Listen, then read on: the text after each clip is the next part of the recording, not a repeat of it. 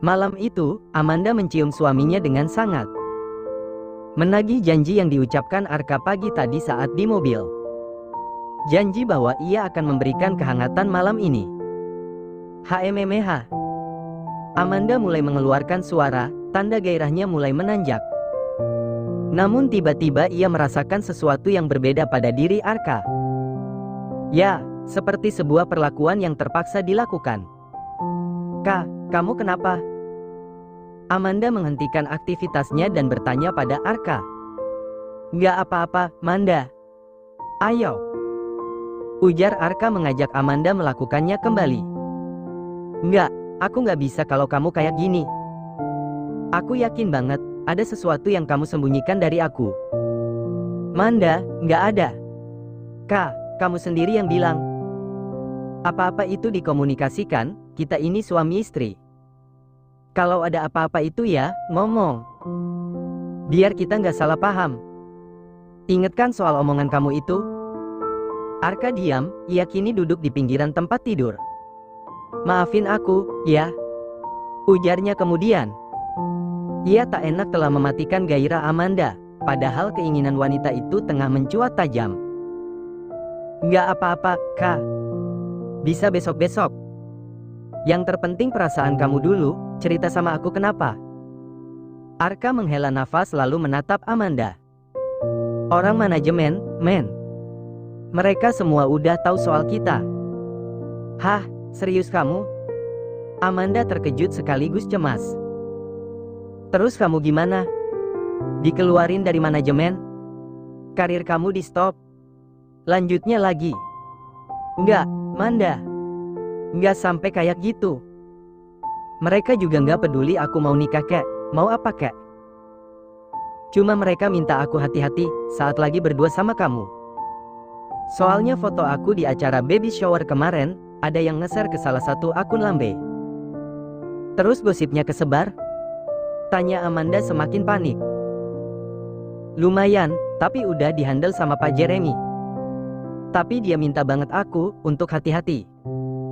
Karena katanya karir aku lagi bagus belakangan ini, jangan sampai hancur karena perbuatan akun gosip. Foto yang kesebar itu, kita berdua. Kebetulan gak sih, kamu jauh di belakang aku. Di foto itu, aku lagi ngobrol sama Rio, kayak diambil candid gitu. Duh, ini pasti gara-gara penjaga depan teledor nih. Sampai bisa ada yang masuk dan ngambil gambar. Tapi bisa juga, ada yang sengaja atau nggak sengaja nge-share foto itu di sosial media punya dia. Terus dilihat akun lambe-lambean. Tapi, Kak, undangan kan udah kita ingetin jauh-jauh hari. Aku ngomong langsung dan ada juga tertera di undangannya sendiri, di bagian bawah. Bahwa nggak ada yang boleh share di sosmed. Kalaupun mau instastory, jangan sampai kelihatan ini acaranya siapa. Ya mungkin aja ada yang nggak sengaja atau teledor. Iya sih, terus gimana dong kamunya? Udah beres, kok. Pak Jeremy cuma nyuruh aku sama Rio untuk hati-hati. Selebihnya mereka nggak mau ikut campur, karena ini urusan pribadi aku. Amanda menghela nafas. Maafin aku ya, men. Aku tuh masih bete, walaupun masalah ini udah kelar. Makanya tadi aku kayak mau gak mau melayani kamu. Amanda memegang tangan Arka. Aku gak apa-apa, Kak. Hal kayak gini tuh justru harus diomongin. Kamu gak mesti harus menyenangkan hati aku terus. Ada kalanya kamu harus bilang, apa yang lagi kamu rasakan, jadi aku ngerti. Kamu pikir aku peramal, bisa tahu isi hati kamu. Tapi tadi kamu tahu kalau aku lagi nyimpen masalah. Ya ketahuan dari cara kau cium aku. Perasaan itu nyampe kali ke orang lain. Arka menatap Amanda, sementara istrinya itu hanya tersenyum kecil. Kita duduk di balkon aja, mau nggak? Tanya Amanda pada Arka.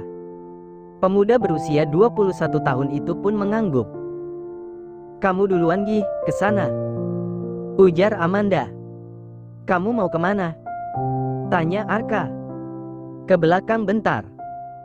Arka menuju ke balkon kamar, sementara Amanda menuju ke dapur. Arka duduk pada sebuah kursi sambil menatap kehamparan lampu-lampu kota yang ada di bawah. Tak lama kemudian Amanda datang. "Hei," ujarnya menyodorkan segelas kopi pada Arka. "Kamu bikinin aku?" Amanda mengangguk lalu duduk di sisi Arka. Ia sendiri membawa segelas susu hamil yang juga baru saja ia buat. "Makasih, ya," ujar Arka lalu menyeruput kopinya. "Enak nggak?" tanya Amanda. Arka pun mengangguk. "Pokoknya mulai besok, kalau pergi sama aku, kemanapun itu, kita mesti hati-hati." Arka kembali mengangguk dan mereguk lagi kopinya. "Kamu tadi gimana di kantor?" tanya Arka. "Baik, nggak ada masalah," ujar Amanda. "Cuma anak kamu aja nakal," lanjutnya lagi. "Kenapa lagi mereka?" tanya Arka seraya menyentuh perut istrinya. "Gerak mulu, sampai perut aku miring pas lagi meeting." "Oh, iya. Iya, aku sentil aja sekalian." "Diam tuh pada." Arka tertawa kecil, namun jujur ia kasihan pada Amanda. Pastilah rasanya sangat tidak nyaman sekali ketika ada sesuatu yang hidup di dalam tubuh kita. "Sabar ya, 2 bulan lagi mereka keluar kok." "Amin, mudah-mudahan baik-baik aja sampai lahir," ujar Amanda. "Amin," timpal Arka kemudian. "Oh ya, Kak. Mem, kamu suka makan pit, ya?" tanya Amanda dengan sedikit ragu-ragu. "Iya, tapi aku lagi nggak makan kok." "Emang mulut aku bau pit?" tanya Arka khawatir. Ia memang sudah beberapa bulan belakangan ini tak memakan makanan tersebut, karena takut nafasnya beraroma tak menyenangkan di depan istrinya. "Bukan gitu, aku kan gak suka pit. Semenjak hamil aku jadi pengen banget waktu ngeliat orang makan pit. Aku tahan-tahan aja selama ini, tapi tadi aku makan." Arka tertawa. "Serius, kamu makan pit?" Amanda mengangguk sambil nyengir. "Pantes, ada bau-bau gak enak. Aku mau nanya, takut kamunya ngambek." "Emang bau ya, Kak?" "Haa." Amanda meniupkan nafasnya kepada Arka. "Ah, men. Bau banget," ujar Arka seraya tertawa dan memalingkan wajah. Amanda terkekeh. "Makanya tadi kamu berhenti ciuman sama aku, karena aroma ini kan?" "Enggak, aku enggak kamu." "Hahaha, enggak. Ini karena aku masih bete aja sama masalah tadi." "Alah, bohong kamu kan?" "Haa." Amanda kembali meniupkan nafas naganya kepada Arka. "Manda, ah." Arka memalingkan wajahnya sambil masih tertawa. "Haa. Nih perempuan bener-bener, ya." Arka menggelitik Amanda, sehingga wanita itu pun tertawa-tawa. "Hahaha, ampun. Aku tiupin lagi nih aroma naganya, haa." Arka kini berlarian ke dalam sambil masih tertawa. Tak lama kemudian, ia kembali dengan membawa gitar. "Kita nyanyi aja, yuk," ajak Arka pada istrinya. "Lagu apa, Kak? Kamu bisanya apa?" "Banyak bisanya, tergantung." Eternal Flame bisa?" tanya Arka. "Bisa, tapi yang versi Sane Villan ya." "Oke." Arka mulai memetik gitarnya dan mencari kunci lagu. Tak lama setelah itu, mereka pun terdengar bernyanyi bersama. Malam itu menjadi malam yang berharga bagi Arka dan Amanda. Pelajaran yang mereka dapat adalah bahwa rumah tangga bukan hanya perihal kepuasan dan kepentingan satu pihak saja, melainkan tentang bagaimana memahami keadaan pasangan yang sedang tidak bisa memenuhi keinginan kita. Sebuah hal yang mungkin sepele bagi pasangan yang lain, namun bagi mereka, ini adalah sebuah pelajaran yang sangat penting. Sementara di sudut lain, jauh dari kebahagiaan dan kedamaian yang dirasakan Amanda serta Arka, Rio tengah coba berbicara pada Liana, yang dalam beberapa hari ini seolah menghilang. Jangankan bertemu, pesan yang dikirim Rio saja tidak pernah dibalas oleh perempuan itu. Namun kini mereka tak sengaja bertemu, ketika Rio mampir ke sebuah minimarket yang tak jauh dari kos Liana. Kebetulan Liana juga pergi ke tempat itu. Namun melihat Rio yang baru keluar, Liana langsung memutar arah dan seolah ingin menghindar. "Li, kamu kenapa sih? Kenapa menghindar terus dari aku beberapa waktu belakangan ini?" Rio berjalan menyusul Liana, sementara perempuan itu makin mempercepat langkah. Seolah enggan berbicara dengan Rio. "Li!"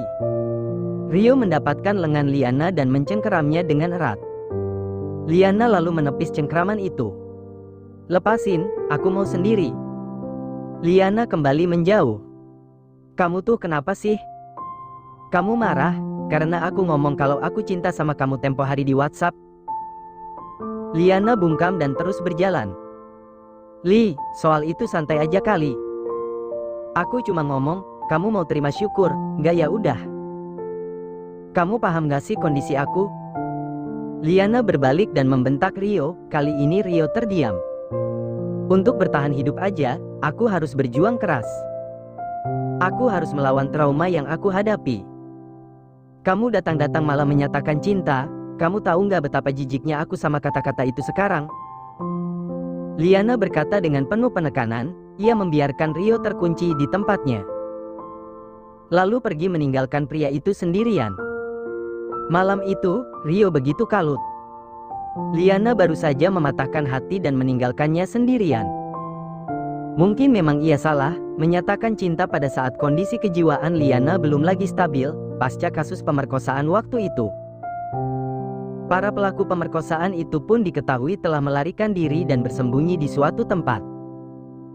Pihak kepolisian sudah menggerebek rumah para tersangka tersebut, namun tak ada yang berhasil ditangkap. Keluarga pelaku mengaku jika mereka tidak mengetahui kemana perginya para pelaku tersebut. Meskipun perkataan itu tidaklah meyakinkan, namun pihak keluarga selalu menjawab hal yang sama apabila ditanyai oleh pihak yang berwajib. "Kak, lo di mana?" Rio menelpon Arka. "Gue di rumah, bro." "Oh ya udah," ujar Rio. "Lo kenapa?" tanya Arka lagi. "Nggak apa-apa, besok aja ketemu di kampus." "Tapi lo baik-baik aja, kan?" tanya Arka seolah menangkap kejanggalan dalam nada bicara Rio yang terdengar lesu sejak tadi. "Nggak apa-apa kok, besok ya." "Oke." Rio menyudahi teleponnya. Kini ia melangkah gontai meninggalkan tempat di mana ia tadi bertemu Liana. Rio pun menjalankan motornya tak tentu arah. Entah mengapa kejadian ini begitu melukai hatinya. Ia tidak menyalahkan Liana, tetapi sedang menyalahkan dirinya sendiri. Kenapa tidak dari waktu itu saja dia menyatakan cintanya pada Liana? Hingga Liana tak perlu berurusan lagi dengan mantan pacarnya yang bejat itu.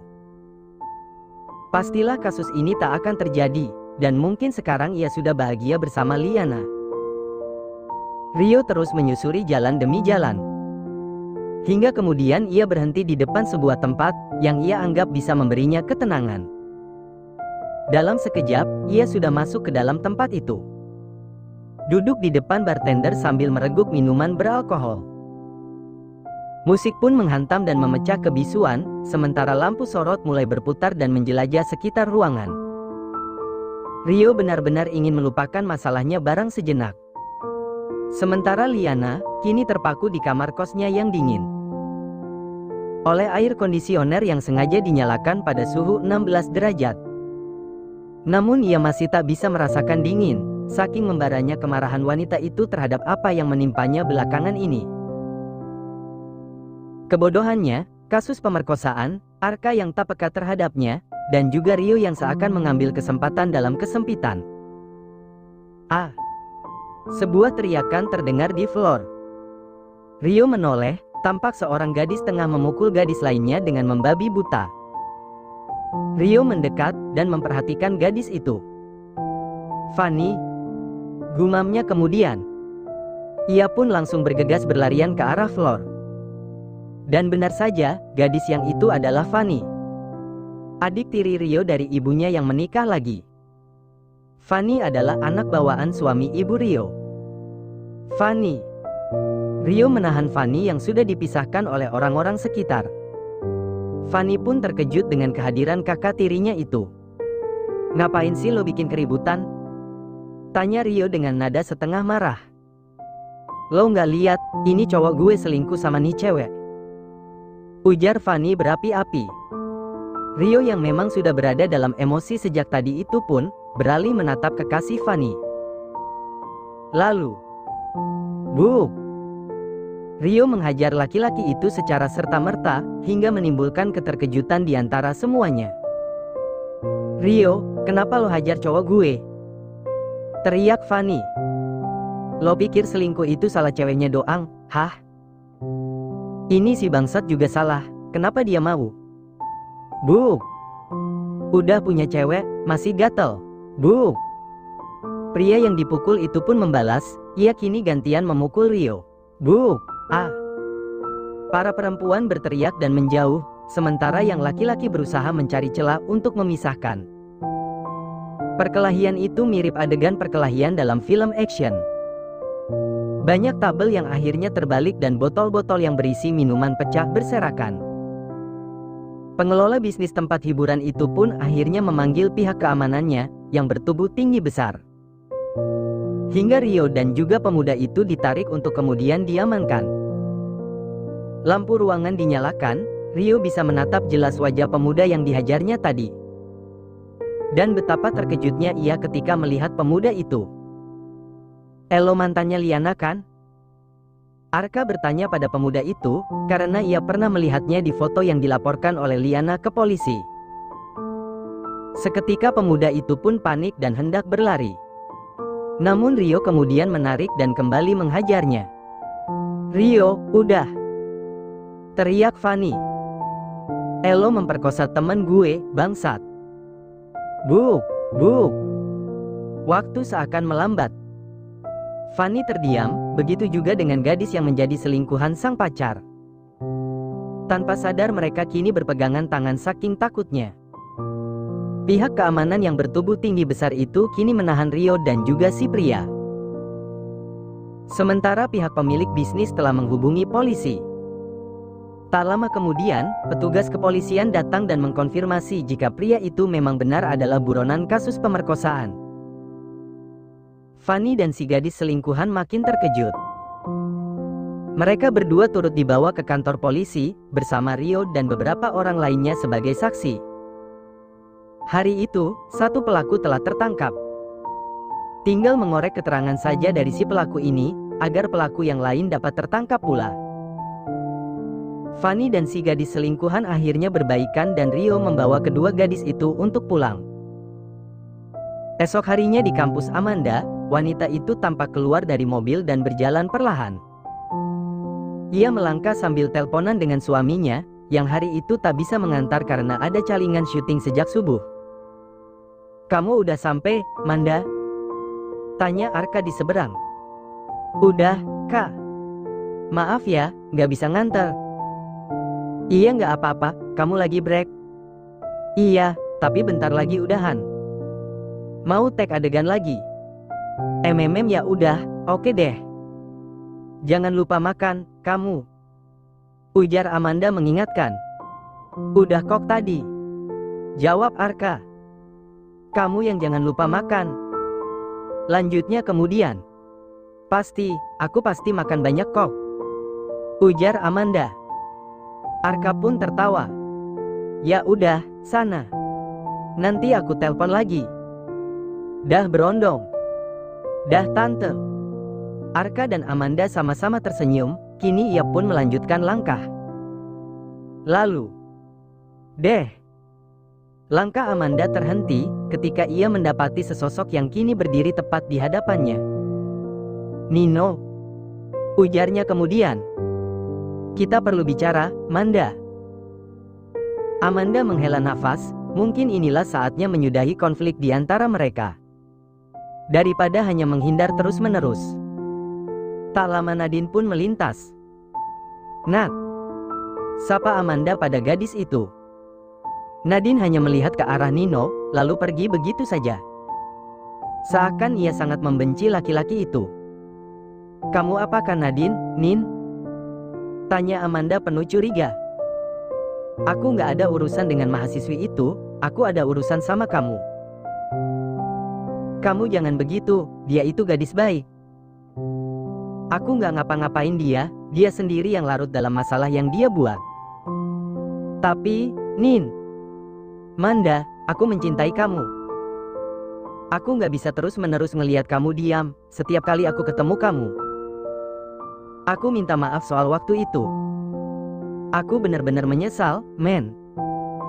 Nada suara Nino setengah terisak, kelihatan sekali ia menanggung banyak beban selama beberapa waktu belakangan ini. Nin, aku mencintai kamu, Manda. Aku mencintai kamu. Tegasnya lagi. Aku juga mencintai kamu dan masih mencintai kamu, Nino. Tapi aku punya Arka. Nino terdiam mendengar pernyataan itu. Aku mencintai Nino, yang dulu pernah aku kenal. Sampai hari ini aku masih mencintai dia. Tapi dia yang dulu, Nino yang dulu.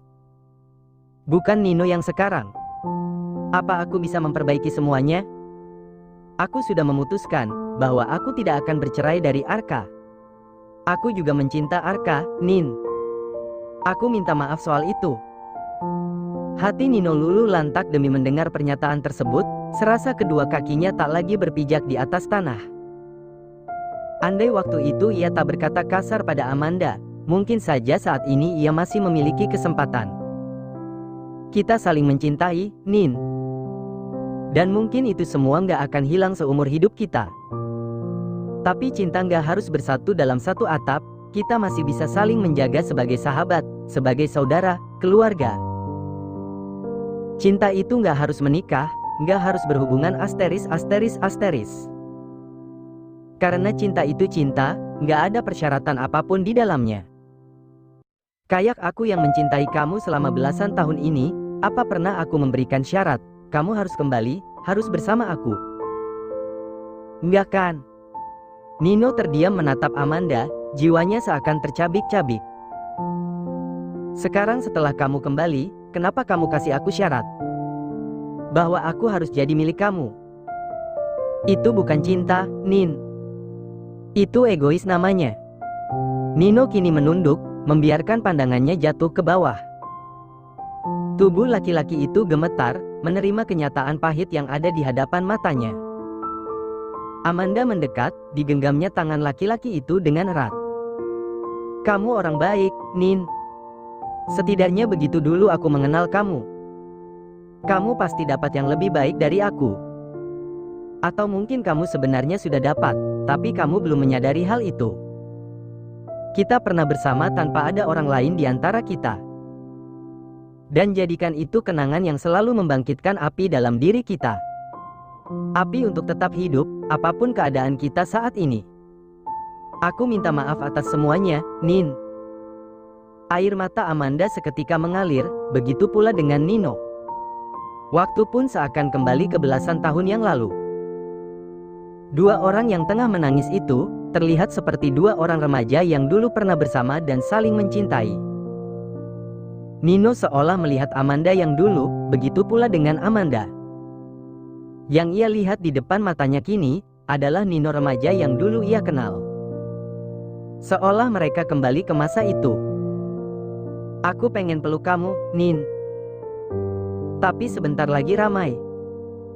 Amanda melirik sejenak ke sekitar, di mana para mahasiswa dan mahasiswi sudah mulai satu dua yang seliweran di dekat mereka. Aku nggak mau ada yang lihat dan akhirnya kita jadi bahan pergunjingan. Lanjutnya lagi. Nino dan Amanda menyeka air mata masing-masing. Tak ada pelukan di situ, hanya genggaman tangan yang semakin erat. Jangan lakukan hal bodoh lagi, Nin.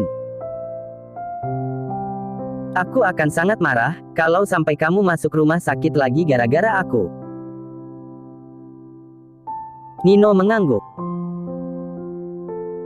Jaga diri kamu Amanda, aku nggak akan rela kalau sampai dia menyakiti kamu. Amanda mengangguk seraya menatap cinta pertamanya itu.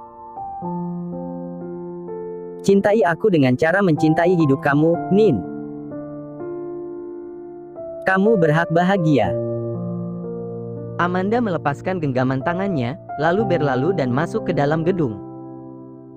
Sementara Nino terpaku sejenak di tempatnya, semua masalah mereka berakhir. Bahkan mungkin kisah mereka pun telah usai begitu saja. Nino menghela nafas, ia akan selalu mencintai wanita itu sampai kapanpun. Namun wanita itu juga berhak bahagia dengan pilihannya. Laki-laki itu kini melangkah ke arah parkiran dan masuk ke dalam mobil, ia tak ingin mengajar hari ini. Ia menghidupkan mesin lalu menginjak pedal gas, dan mobil pun mulai merayap. Melintasi suatu sudut, masih di dalam kampus. Nino melihat Nadine yang menangis sendirian. Ia lalu membuka kaca mobil dan menghidupkan klakson, dengan mata yang masih menatap lurus ke depan. Nadine yang terkejut mendengar suara klakson tersebut pun melihat ke arah Nino. Perlahan Nino menoleh ke arah gadis itu dan memberinya kode untuk masuk ke dalam mobil.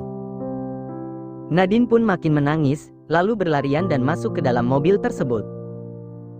Nino memberinya tatapan meski dingin. Ia lalu memberikan tisu pada gadis itu, dan kembali menginjak pedal gas. Dari suatu sudut, Amanda menyeka air mata seraya tersenyum. Ia berharap semoga Nadine bisa membahagiakan Nino dan begitu pun sebaliknya.